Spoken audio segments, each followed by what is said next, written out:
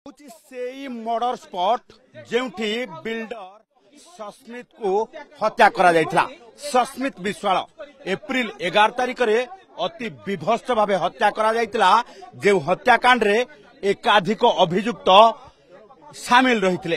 तेबे याहारी भितरे master mind मुख्य अभियुक्त एबे भी फेरार थिला।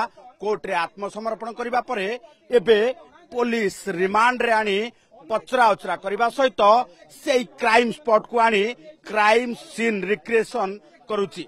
जो क्राइम सीन रिक्रिएशन रे आसी एठी जे मुख्य अभियुक्त रही सी एठी आसी पहुंचवा सहित आसिकी देखौची किभली भाबे सस्मित को से माने पिटी पिटी हत्या करथिले एवं परवर्ती समय रे फेरार हो जाइथिले। आमे देखैबो से अभियुक्त जे देवदत्त दीर्घ दिन धरी फेरार रही एवं कोर्ट रे आत्मसमर्पण करबा परे तांको विचार विभाग हाजत को पठै जायतिला।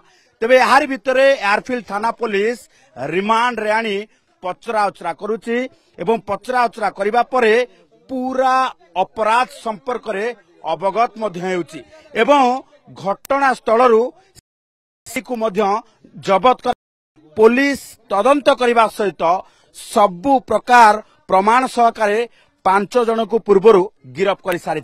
तेबे एभली स्थिति रे मुख्य अभियुक्त फेरार रहितिला एवं मुख्य अभियुक्त को गिरफ करबा पाई बहुत दिन धरी पुलिस एकाधिक स्थान रे चढ़ाऊ मध्य करुतिले। तेबे वर्तमान सुधा आज जदि देखिबा जे मुख्य अभियुक्त को मिसई ये 5 जन को गिरफ करा जायछि ए मामला रे एवं आईआईसी मध्य घटनास्थल रे अछंती।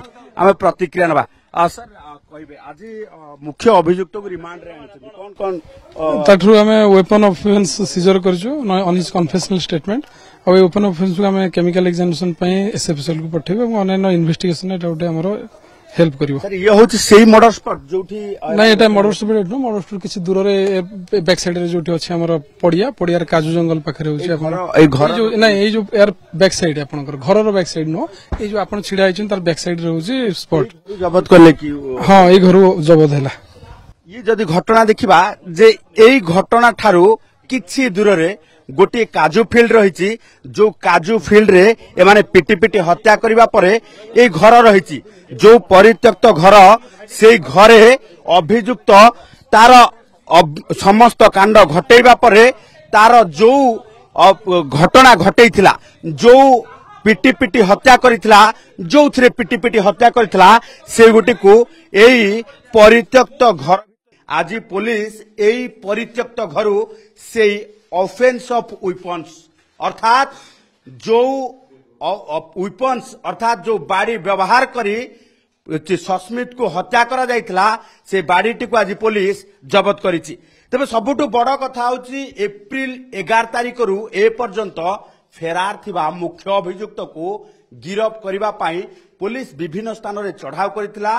एपरि कि पलातक घोषणा करी तार संपत्ति बाजाप्ति करिबा पाई मध्य चेतावनी देथिला जहाँ फल कि मुख्य अभियुक्त सीधा सड़क भावे कोर्ट रे सरेंडर करने सहित विचार विभाग हाजत को पठै दिया।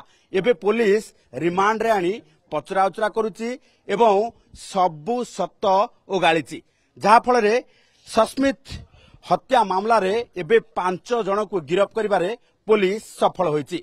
भुवनेश्वर कैमरा पर्सन विभु प्रसाद को सह चंदन पाइकराय ओटीवी।